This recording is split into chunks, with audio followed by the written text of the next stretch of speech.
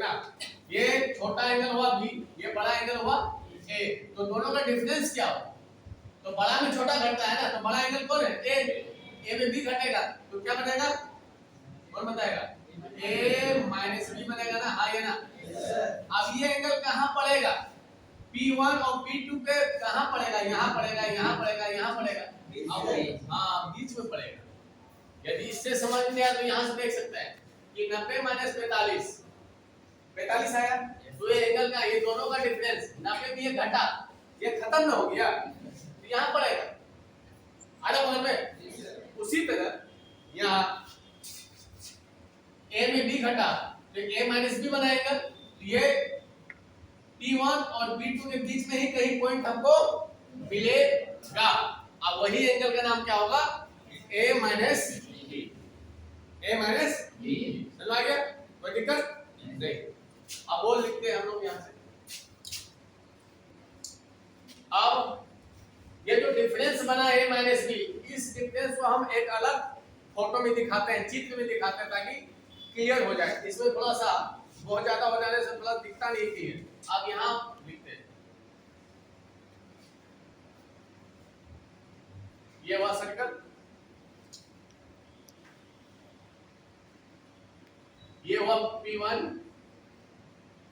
ये हुआ P, ये हुआ P2। अब ये जाएगा डिफरेंस यहाँ P3, क्या बना? P3। अब P3 का एंगल कितना बना है? जल्दी बोलो। a माइनस बी, हाँ ये ना, क्लियर? अब ये तुम लोग पिछले क्लास में बता दिए थे, इस सब को हम लोग लिखना है पोलर फॉर्म में, कोऑर्डिनेट किस फॉर्म में लिखना है? तो P1 का पोलर फॉर्म क्या होगा? चलो, एंगल कितना बना है? एक, ये हो जाएगा तुम्हारा r cos a, r cos a, r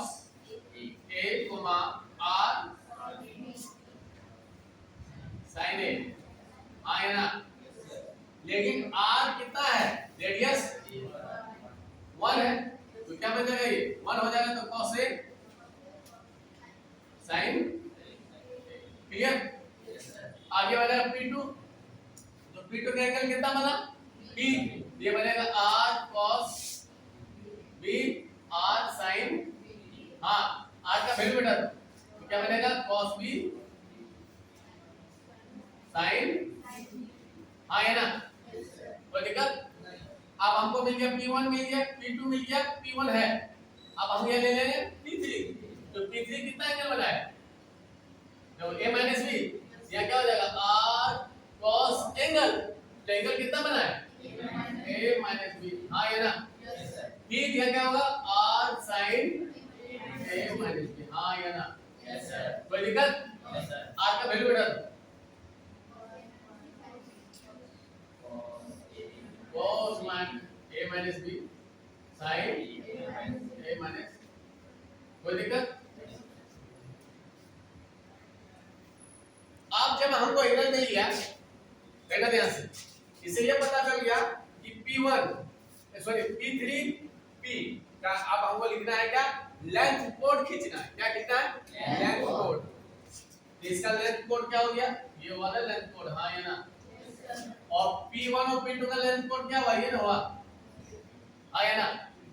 तो P1 P2 का लेंथ कोड ये हो गया, और P3 का ये हो गया लेंथ कोड। बुझ गया?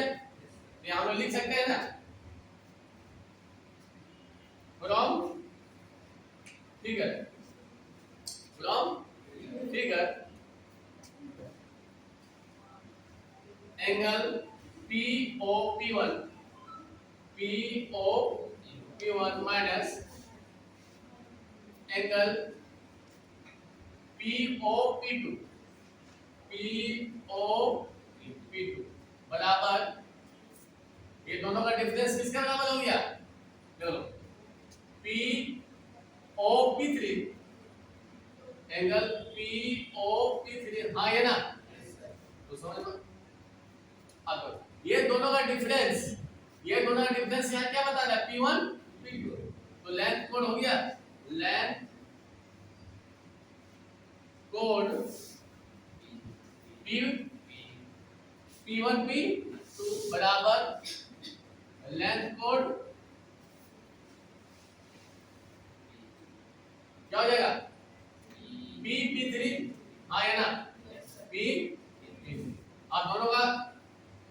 लेंथ निकालने का आपको मालूम, हम लोग 10 क्लास में ही पढ़ चुके हैं।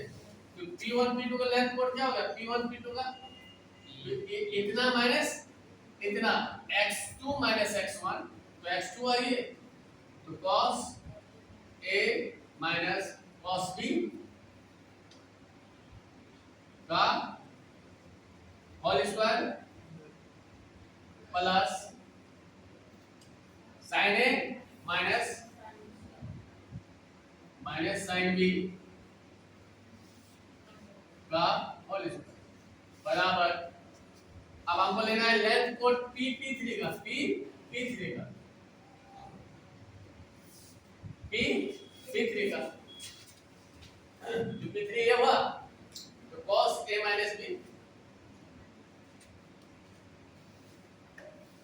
cos a minus b, x minus x2 minus x1 minus 1 का whole square plus sin a minus b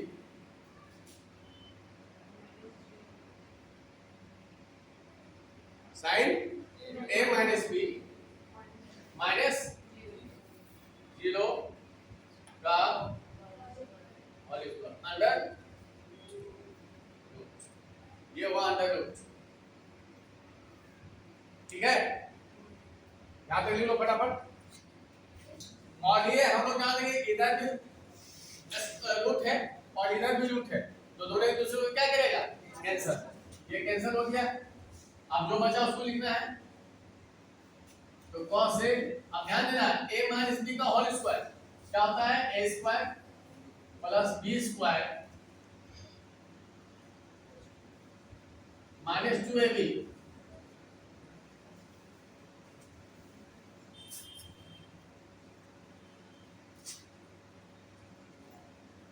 plus, ये प्लस रहा उसको यहां भी लगेगा a माइनस b का होल स्क्वायर, तो a square plus b square minus 2ab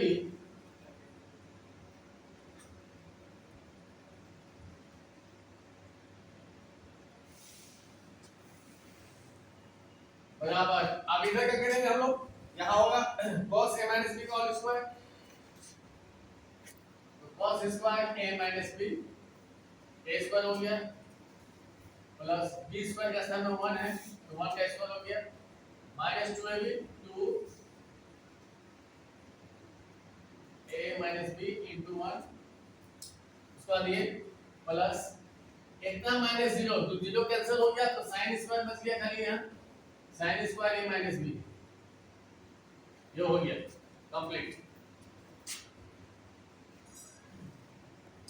अब आपको देखना है sin square a cos square a 1, बुझ गया सर?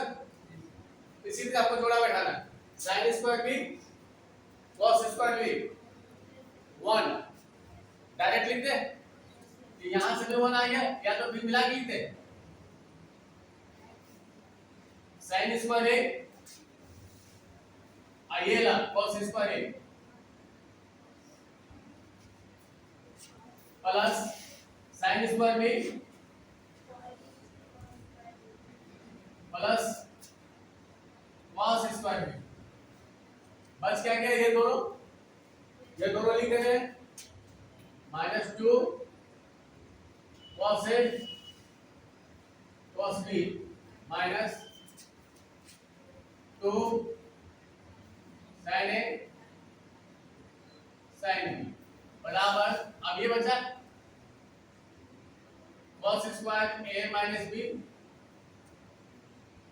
प्लस 1 और ये यहां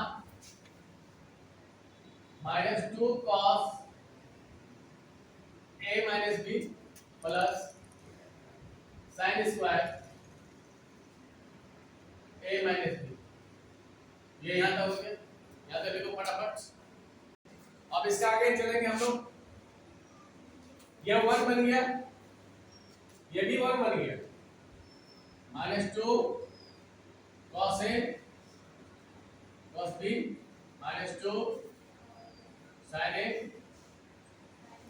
sin b बराबर देंगे sin स्क्वायर स्क्वायर ए cos स्क्वायर ए भी 1 बन गया plus 1 minus 2 cos a minus b, ये दोनों मिलकर 2 हो गया।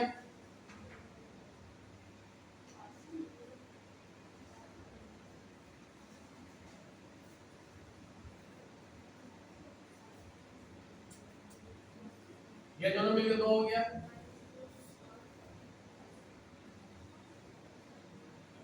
इधर का 2 और इधर का 2 कैंसिल हो गया।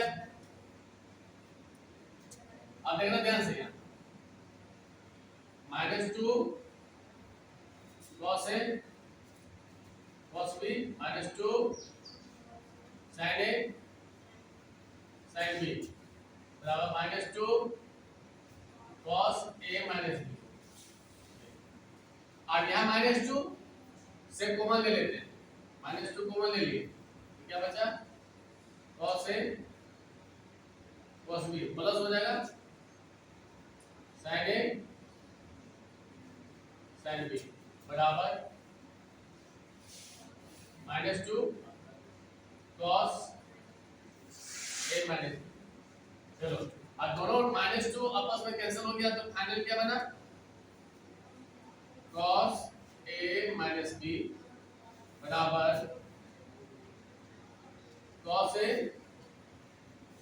cos b plus sin a sin b। यही फार्मूला मेरा बन गया। आज इसको हम लोग बॉक्स में लिखते हैं ताकि ध्यान में रहे, बहुत इंपॉर्टेंट फार्मूला। इससे रिलेटेड अभी और 3 फार्मूला है जो अभी हम लोग पढ़ेंगे अभी तुरंत। cos a माइनस b बराबर cos a cos b plus sin a sin b, ये हमेशा याद रखना, बहुत काम का फार्मूला है।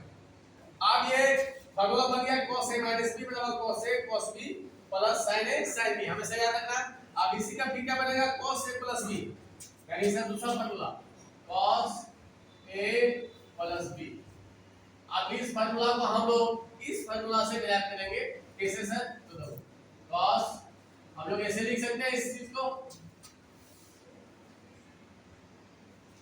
क्योंकि हम लोग माइनस का फार्मूला जान रहे हैं अभी तक, तो हम लोग इसको माइनस में कन्वर्ट कर दिए।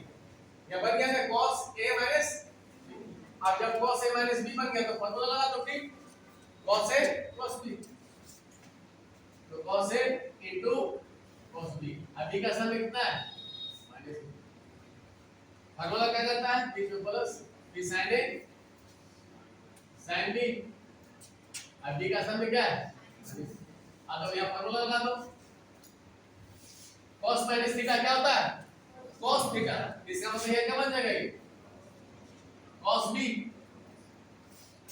आगे हम लोग जानते हैं sin माइनस थीटा क्या होता है माइनस sin थीटा, तो वही माइनस यहाँ आके लगेगा तो क्या बन जाएगा माइनस sin a। ये फाइनल फार्मूला बन गया, दूसरा फार्मूला बन गया, दूसरा इंपॉर्टेंट फार्मूला, इसको भी बॉक्स में बंद कर देंगे ताकि ध्यान रहे। अगला ये cos cos हो गया, अब आया किसका बारी sin का, किसका आया sin का। अब हम लोग लिखेंगे sin का फार्मूला। अब हम लोग चलते हैं sin का फार्मूला में, दूसरी तरह sin a plus b sin a minus b, तो सबसे पहले हम लोग लिखते हैं sin a प्लस b, इसका होता है sin a cos b plus cos a sin b। अगला sin a minus b sin a cos b minus cos a sin b। ये 4 फार्मूला बन के मेरा तैयार हो गया। इससे सवाल बहुत ही आसान हो जाता है और ये भविष्य में बहुत काम आता है। ये अब याद रखने का क्लू बता देते हैं कुछ कुछ। जब याद रखना, जब cos रहेगा तो अपोजिट साइन रहेगा, देखना